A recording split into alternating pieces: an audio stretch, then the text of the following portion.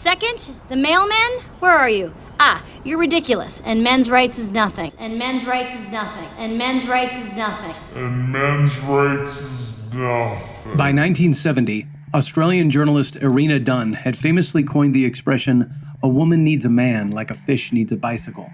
55 years later, the men of Gen Z are beginning to dismiss women and marriage in the same way. But what would it look like in our society if men were to replace all women with AI? I'm gonna marry Donald Trump. So way back in November of 2000, Schwarzenegger had this campy action movie about clones called The Sixth Day.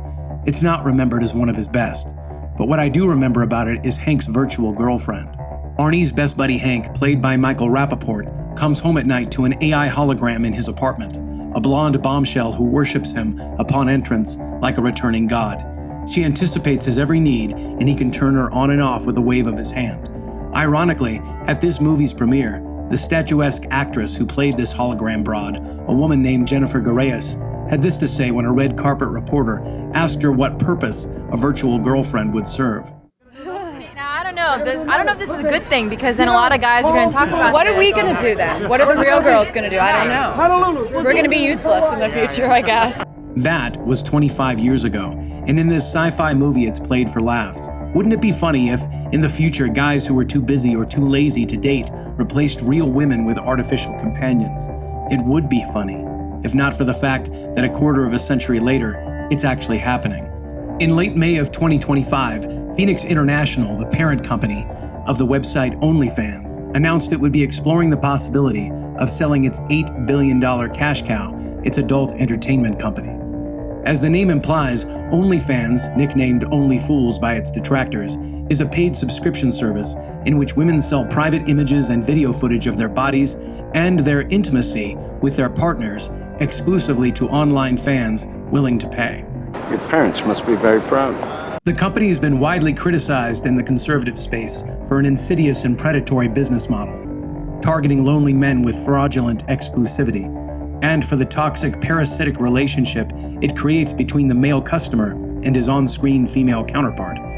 From what I've learned online, and admittedly, my conclusions are garnered solely from the commentary of other YouTube creators. Sometimes fans make requests, sometimes women oblige, sometimes women get rich, and sometimes they make chump change and regret the fact that the internet is forever.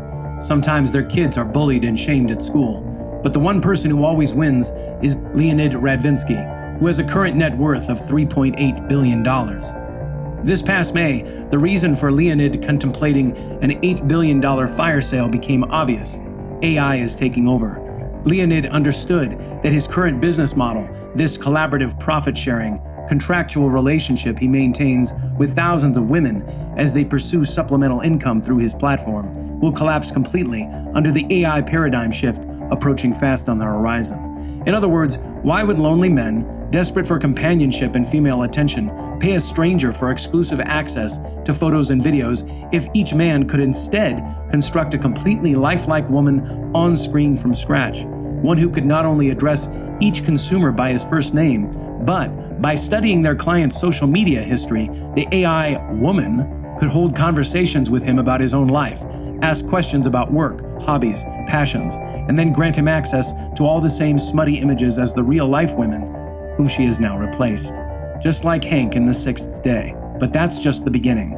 These AI companies will take parasocial and parasitic relationships to an entirely new level.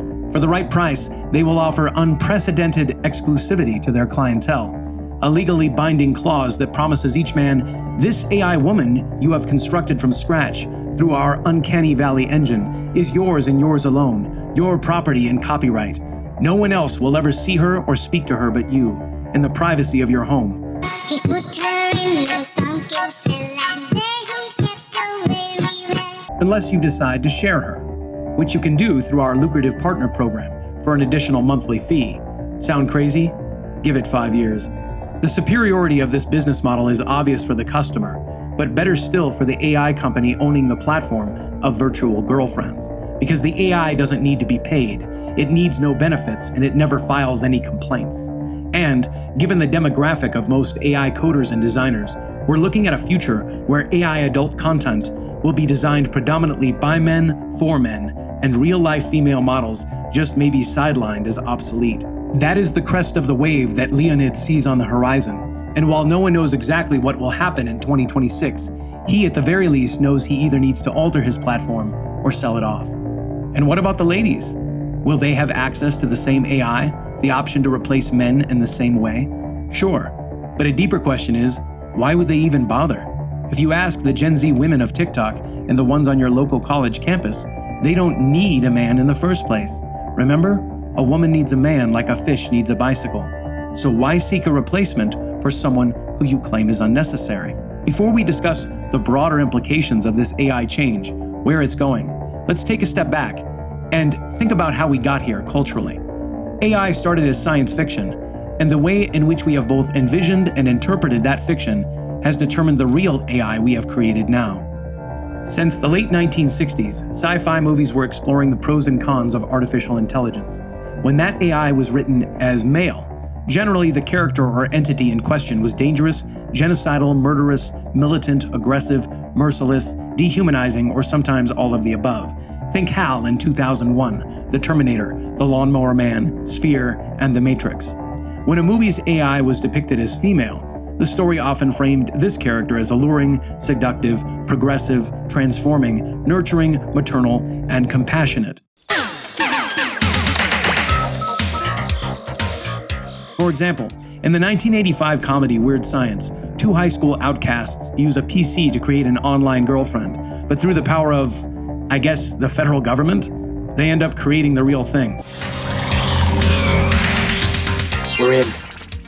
We're in trouble, Gary. This is highly illegal.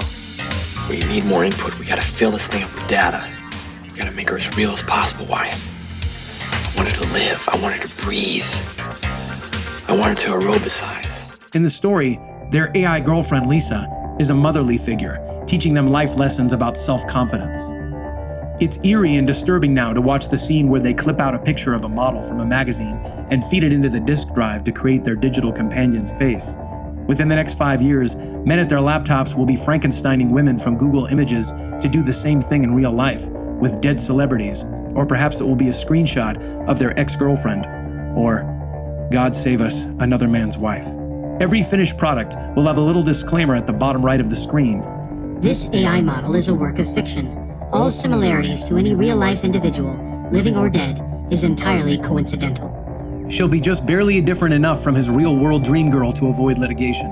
Coming back to our timeline, later, female-centered AI movies like Simone and Her followed the same pattern as Weird Science, with Alex Garland's Ex Machina deviating as an outlier, a cautionary tale about trusting an AI woman with a human relationship. As for the consequences for our society of men pursuing AI as a replacement for real-life female companionship, for the sake of this story, let's presume our current trajectory of dating, marriage, and relationships continues along its predicted course. By that I mean the stats everyone keeps talking about. 1 out of 4 American men under 30 who claim to be lonely. The increasing percentage of men surveyed who claim they've dropped out of the dating market entirely. That they are virgins past the age of 25. That they would never consider marriage in a lopsided legal system that disadvantages them at every turn. From having zero say in their partner's completion of a pregnancy to no-fault divorce, child custody, alimony, accusations of emotional and financial abuse, and a judge's overwhelming tendency to rule against a father and husband's interests every time. And men's rights is nothing. What are women good for? Everything. Everything. What are men good for? Nothing. What are women good for? Literally everything. What are men good for? Sometimes certain men can be shite sometimes. What are men good for?